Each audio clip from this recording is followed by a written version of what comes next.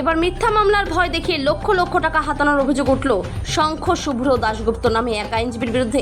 ত্রিপুরা ধলাই জেলা কমলপুর মহকুমা জুড়ে এক আইনজীবীর বিরুদ্ধে মিথ্যা মামলায় ভয় দেখিয়ে একাধিক সাধারণ মানুষের কাছ থেকে লক্ষ লক্ষ টাকা হাতিয়ে নেওয়ার গুরুতর অভিযোগ উঠেছে। অভিযুক্ত আইনজীবীর নাম শঙ্খ শুভ্র দাশগুপ্ত। কমলপুর শহরের প্রাণকেন্দ্র হিসেবে পরিচিত আপনজন ক্লাব সংলগ্ন এলাকায় তার বাড়ি। এই ঘটনা প্রকাশ্যে আসতেই গোটা কমলপুর মহকুমার বিভিন্ন মহলে ব্যাপক শোরগোল ও তীব্র চাঞ্চল্য সৃষ্টি হয়েছে।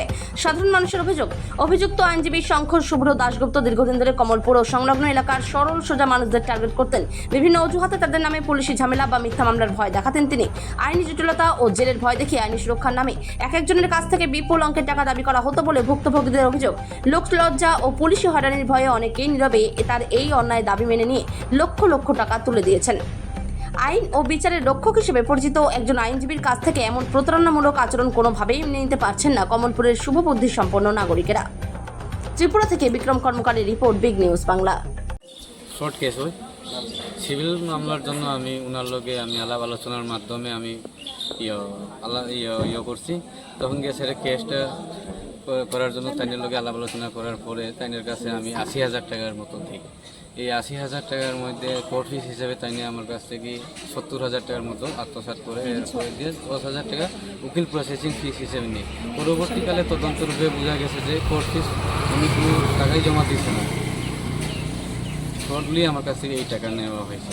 এরপরে দিয়ে কিছুদিন পরে আমি যখন জিজ্ঞেস করলাম আরও 1,93,303 টাকার চালান দেখাইছে, আমার কাছে টাকা ক্লেম করছে। তখন আমি চালানটা যখন তাইনের কাছ থেকে নিতাম গেছি তখন তাইনে কইছে ফাইলের মধ্যে থাকবো, ঠিক আছে আপনি কত নিতে পারলে নিতে চাইলে নিতে পারেন। তখন গিয়ে সাইরা আমি ফটো তুলিয়া সাইরা আমি এটার তদন্ত যখন করছি, এটা ফাইন্যান্সিয়াল ইয়ার প্লাস কোনো কিছুই মিলে না। আর অনলাইনে কোনো কিছু এটা এই নাম্বারে কোনো কিছুই শো করে না। তখন গিয়ে সাইরা আমি তাইনের লোকে যখন আলাপ করছি তাইনে কোনো ফোন রিসিভ করে না, আর মেসেজ দিলেও কোনো রিপ্লাই করে না। এটা কি একবারে প্রতারণা।